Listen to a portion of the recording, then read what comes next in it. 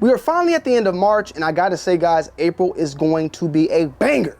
I mean, I'm looking at bangers that are coming in upcoming videos. So make sure you guys and girls have the post notifications turned on, because we're gonna be dropping banger after banger after banger, because April is by far one of the best looking sneaker release months that I've seen this year so far. 3 big time Kobe releases are coming up. We also have another big time Nike Dunk that I thought the Plum was gonna be the, hitter. Well, this one is coming right after it. And also, some sad news for the Air Force One lovers out there. For this week's, got them early.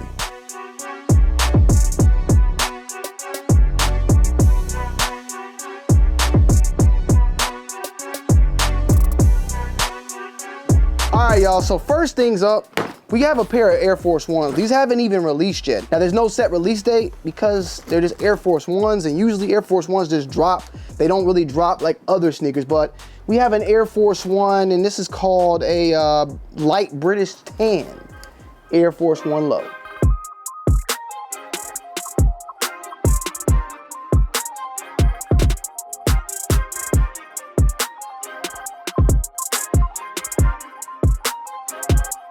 Now, the reason why I'm even showing these are not bad, at all. There's no set release date, but like I stated before, there usually are not release dates for Air Force Ones. What I mean by that, there's not like a sneakers app launch. They just usually just pop up. Like Air Force Ones are just released, basically. That's how they just are released. But Nike just put out a recent article, or they had a recent stock meeting, and they had spoken out on how they are going to be, limiting the supply of Air Force One releases as well as Nike Dunk releases to focus on the fashion and innovation moving forward, like their Air Max line, the Air Max DN, and all other innovations that they want to bring out in the future, rather than sitting and just, relying on the past to carry them through, which, I mean, I get it. We all get it. We've all complained about how we don't see that much change, that much innovation when it comes to sneakers, just the same shoes releasing over and over and over. Now, this is coming from Nike's end, and they were specifically speaking on the Air Force One. And as I stated, also mentioning the Dunks, and I think like older Air Maxes. Shoes that we've been seeing like this just dropped week after week after week, and on sale, on sale, on sale. Like right now, there's constantly Air Force One sales going on each and every week for colorways out there, because it's just so many different colorways and pairs. I remember when there was one point when I was hoping and praying for this to happen when Air Force Ones, but now we kind of see that it's coming to an end. Now, what does that mean? We'll just have to wait and see. Because I'm gonna be honest, when it comes to Jordan Brand, when it comes to Nike, they make a lot of statements and then you never really see the thing actually happen. There was a point in time, an article that was put out, that Jordan Brand was going to put the Jordan 3 in the vault and lock it away and throw away the key. They were dropping too many Jordan 3s, and that they wanted to put the shoe in the vault and let it be done. That didn't stop, nor did that ever happen. We just had a recent Green Glow 3, and we got plenty of more black cements releasing later on this year. White cement, reimagines. We have tons of 3s coming out each and every year. So we'll have to wait and see how this actually, ends up coming out. And even if it does, it will be something that we won't see maybe till late this year, moving into 2025, as far as those production numbers dip. But I am expecting to see Panda numbers lowering, and in all white Air Force Ones, all color Air Force Ones lowering down, because I've even seen Pandas now going for below retail, going for, less than retail and on sale on certain sites out there, because everybody got their pairs and the demand is low and the economy is the way it is. So that's what I wanted to talk a little bit about that. And I'm kind of curious, are you guys' thoughts and opinions? Are y'all still copping Air Force Ones? Like, I know some of y'all might not even be copping shoes like you once did. I understand, but where's your opinion at when it comes to the Air Force One? I personally, I like it, but I get it, but I love Air Force Ones, so I don't have no. I'm sad to see that, but I know, like, a little break. I got tons of Air Force Ones I need to put on my feet at the end of the day. I'm not gonna hurt. They'll be back. They'll be. That's too much of an iconic shoe for them to just throw away. Next up, we recently saw the Nike Dunk Plum, which is a 2001 Japanese exclusive that had resurfaced. Forgive me, guys, because I can't remember the year right now off the top of my head. I did a review on it, full on in-depth review, but I want to say it released in 2001 and then it retroed in 2020, and then it came back again in 2020. Let me do it. Yeah, I'm cheating here. Okay, so originally released in 2001, retroed in 2020, then returned in 2024. So yes, Nike Dunk Plum. Why am I showing this? Well, this is a part of a pack, a ugly duckling pack. And I thought that this one was the only one because last time they retroed in 2020, they came out as a trio. Well, the trio's coming, just not all at once. The Nike Dunk Low Veneer.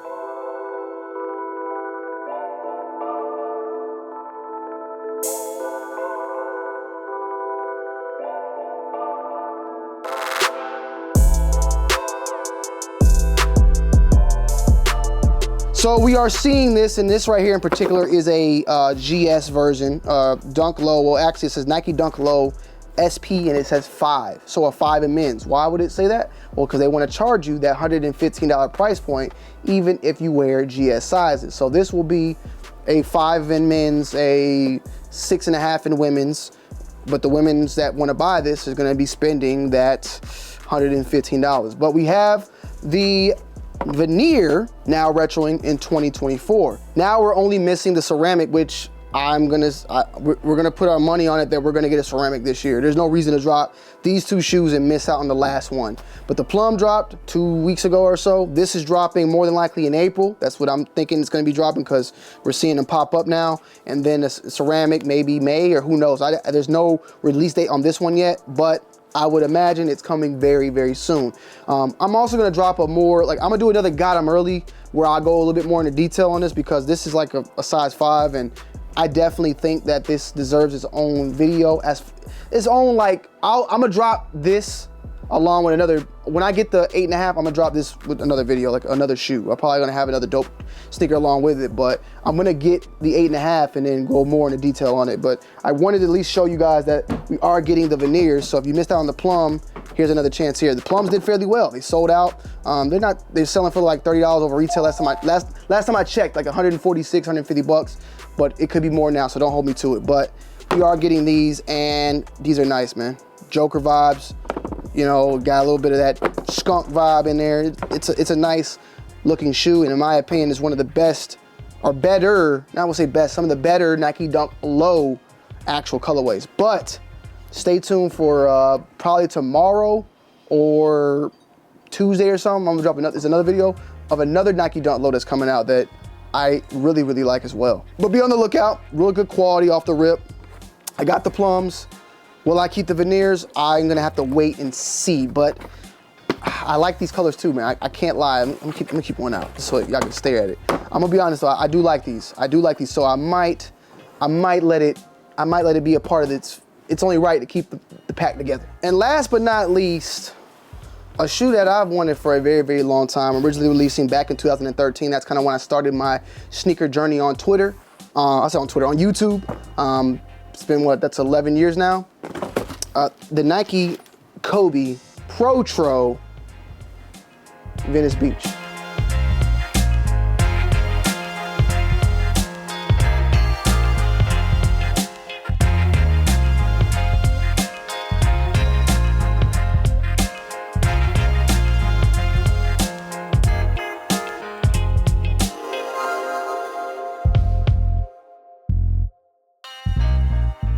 Now, these are solid, bro. I really wanted a pair of these when these initially came out. 2013, 2012, 2011 was a very, very hard time getting your hands on some of these Kobe sneakers. And one in particular I'm also looking out for that hopefully we can get it next year maybe or something, man, because I really would like to get them, and that is the All-Star Kobe 8s. Definitely was a very nice shoe as well, but the Venice Beaches were also a phenomenal shoe at its time. A lot of dope colorways that came out of the 8s. Me personally, and a lot of y'all out there were probably bigger fans of the Kobe 6, but the 6s, the 7s, and the 8s, I liked all of those. The 5s are cool as well, don't get me wrong, and you'll be seeing a 5 on this channel very soon. With that being said, there are 3 Kobe's dropping. Now, these are dropping on April 13th, and from what I'm seeing currently, 3 Kobe's will be dropping on April 13th. This one, along with 2 others, the Philly and a Italian camo, which you might be seeing very soon on the channel. So stay tuned for that. As I said, we're gonna have a lot of stuff to talk about this upcoming week, but I wanna say that this one and the camo even the Philly, don't get me wrong, they're all hot, but this and the camo are probably going to be one of the more sought after sneakers that we're going to be seeing coming down that pipeline on that release calendar. The retail on the Protros are going to be $190. And one thing that was stated was that the Protro utilized here has the OG tongue, which was a very thin tongue. If you guys and girls can see that, just check it out. It's a thin tongue, which on the Protro model moving forward on some of the releases that are coming out, as well as I believe with the Kobe Halo was an 8 Protro as well, I want to say.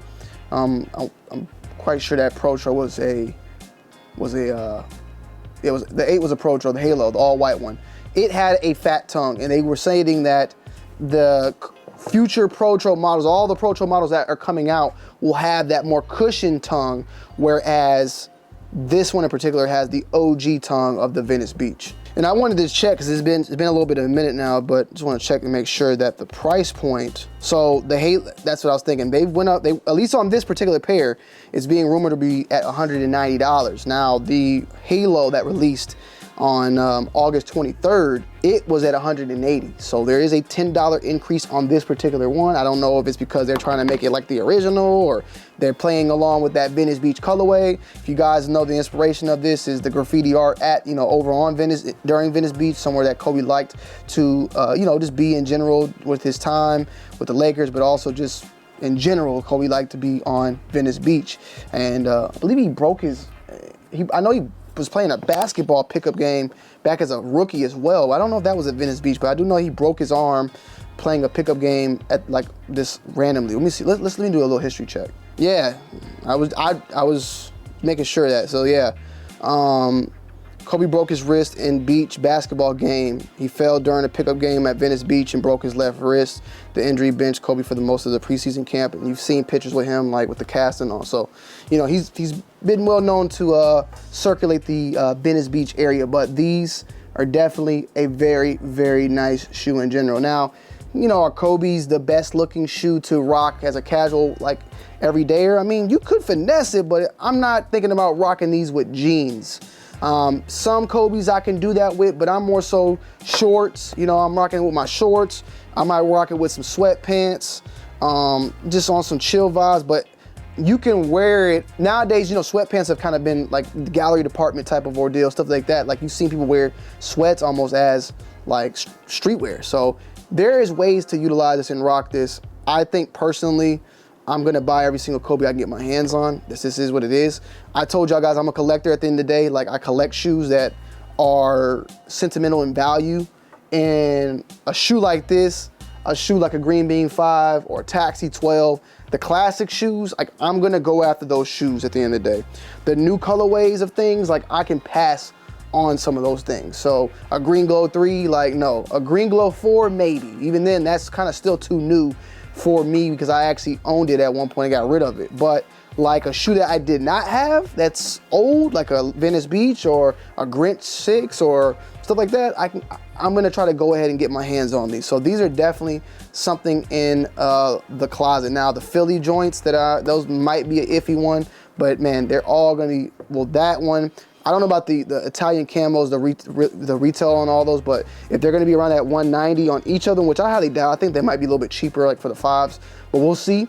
But your 3 Kobe's in one day, you're looking at like at least, bruh, $500 you're gonna be spending if you're able to hit on all of them. But we will be doing a full-on in-depth review on these, and boy, oh boy, these right here, magnificent. RIP Kobe.